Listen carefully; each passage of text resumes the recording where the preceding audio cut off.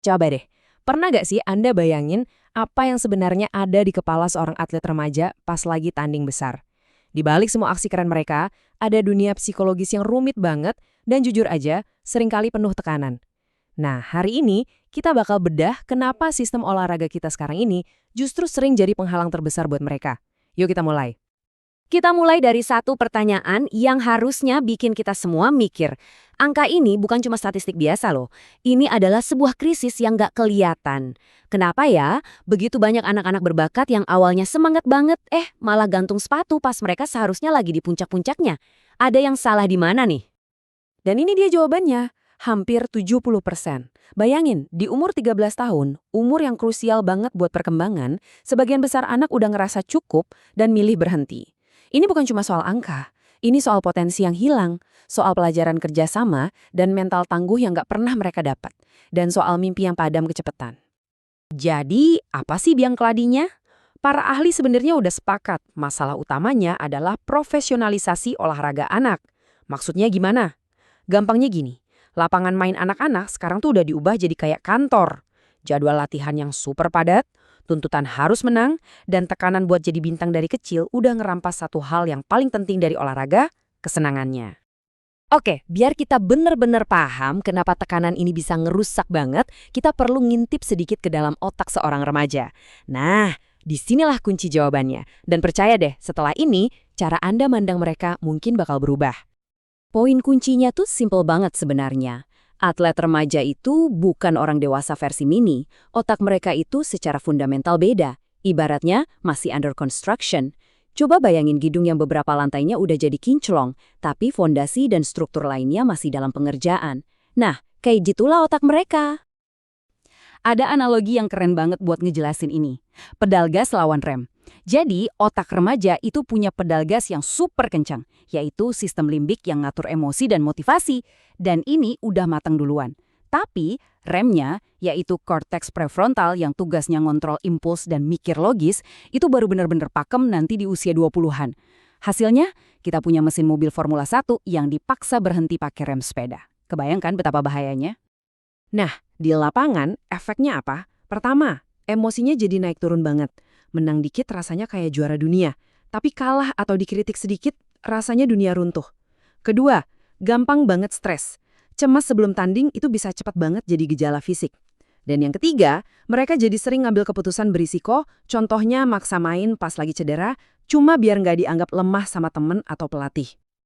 Kalau otak itu mesinnya, terus bahan bakarnya apa dong? Jawabannya ada di teori determinasi diri. Teori ini bilang, ada 3 nutrisi psikologis penting yang dibutuhkan setiap atlet muda. Bukan cuma biar bisa bertahan, tapi biar mereka benar-benar bisa berkembang. Yang pertama itu otonomi. Ini bukan berarti bebas sebebas-bebasnya ya, tapi lebih kerasa kepemilikan. Perasaan bahwa gue di sini karena ini pilihan gue. Kalau semuanya serba didikte, dari jadwal latihan sampai strategi main, ya lama-lama rasa cinta mereka sama olahraganya bisa mati pelan-pelan. Kedua, kompetensi.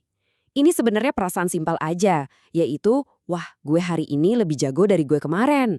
Kalau satu-satunya ukuran cuma menang atau kalah, setiap kekalahan bakal terasa kayak kegagalan total. Dan ini bisa bikin mereka jadi takut banget buat mencoba lagi. Dan yang ketiga adalah keterhubungan. Ya, ini kebutuhan dasar kita sebagai manusia buat merasa jadi bagian dari sesuatu, merasa nyambung dan didukung. Hubungan yang baik sama pelatih dan teman satu tim itu ibaratnya jaring pengaman emosional yang penting banget buat mereka. Nah, tabel ini ngerangkum semuanya dengan pas banget. Coba deh lihat baris otonomi. Kalau terpenuhi, motivasinya datang dari dalam diri sendiri. Kalau enggak, ya jadinya burnout dan ngerasa dikontrol melulu. Pola yang sama juga berlaku buat kompetensi dan keterhubungan. Kesejahteraan seorang atlet itu ya bergantung banget sama terpenuhinya 3 hal ini. Oke, tadi kita udah ngintip ke dalam pikiran si atlet. Sekarang yuk kita zoom out sedikit dan lihat lingkungan sosial di sekitarnya. Pengalaman seorang atlet muda itu ternyata sangat dibentuk oleh interaksi 3 pihak kunci dalam apa yang disebut segitiga atletik. 3 pemainnya ya udah pasti, si atlet itu sendiri, orang tua, dan pelatih. Idealnya mereka bertiga ini satu tim, tapi kalau ada konflik, misalnya orang tua nggak setuju sama strategi pelatih, yang jadi korban di tengah-tengah ya si atletnya. Jadi bingung harus dengerin siapa. Kutipan ini ya gambarin dilemanya dengan sempurna. Coba bayangin jadi remaja yang lagi fokus main, terus dua orang paling penting dalam hidupnya ngasih instruksi yang beda-beda dari pinggir lapangan. Wah, itu pasti bikin bingung dan ngerasa serba salah. Tekanan ini jadi makin rumit kalau kita lihat dari kacamata budaya.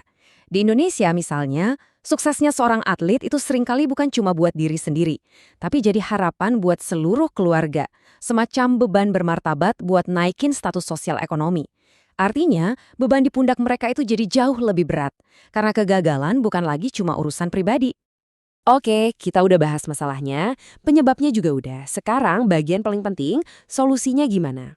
Gimana caranya kita bisa ngebangun atlet yang mentalnya lebih tangguh? Jawabannya ada di kombinasi antara alat-alat praktis buat si atlet dan perubahan sistem yang lebih besar. Ini ada 3 skill mental dasar yang bisa dilatih siapa aja. Pertama, visualisasi alias latihan di dalam kepala. Kedua, positive self-talk atau ngomong positif ke diri sendiri. Jadi pelatih yang nyemangatin diri sendiri bukan yang ngejatuhin.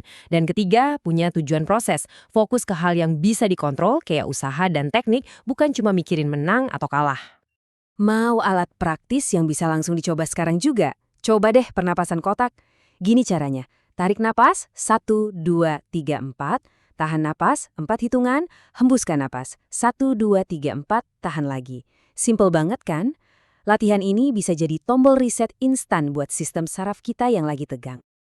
Kalau kita kumpulin lagi semua angka-angka ini, tingkat berhenti yang tinggi banget, kecemasan yang meluas, dan pemulihan mental yang sering diabaikan, kita mulai lihat sebuah pola kan?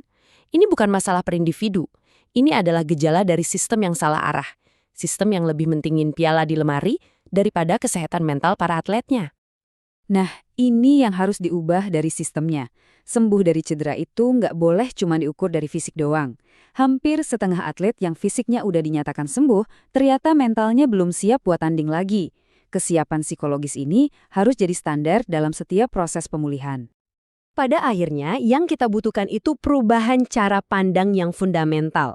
Olahraga remaja itu seharusnya bukan lagi pabrik medali, tapi jadi tempat untuk membentuk karakter. Fokus kita harus bergeser dari yang tadinya cuma mau ngebangun atlet hebat, jadi ngebangun manusia yang utuh dan tangguh. Jadi, saya mau ninggalin satu pertanyaan ini untuk kita renungkan. Nggak peduli Anda orang tua, pelatih, atau cuma penikmat olahraga. Tujuan kita sebenarnya apa sih? Apakah kita sedang membangun atlet yang lebih baik, atau kita sedang membangun manusia yang lebih baik? Pertanyaan ini saya harap bisa jadi awal buat kita semua untuk memikirkan kembali apa arti sukses yang sesungguhnya. Terima kasih.